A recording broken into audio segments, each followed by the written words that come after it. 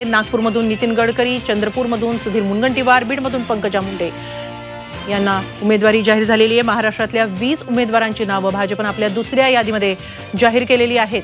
त्यातली ही नावे आपण पाहतो आहोत। अहमदनगरमधून सुजय विखे पाटील, धुळ्यातून सुभाष भामरे, जळगावमधून स्मिता वाघ,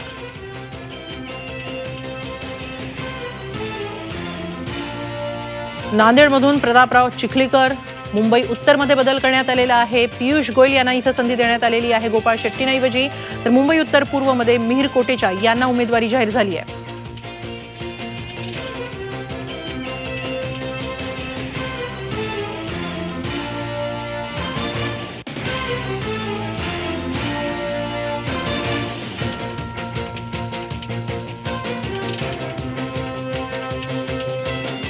पुण्यामधून मुरलीधर मोहोळ यांना संधी देण्यात आलेली आहे। मुरलीधर मोहोळ हे पुण्याचे माजी महापौर आहेत।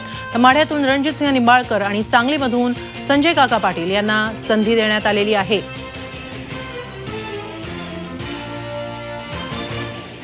नंदुरबारमध्ये हिना गावित यांना पुन्हा संधी मिळालेली आहे। लातूरमध्ये सुधाकर शृंगारे, तर जालन्याची उमेदवारी रावसाहेब दानवे यांच्याकडे पुन्हा आलेली आहे।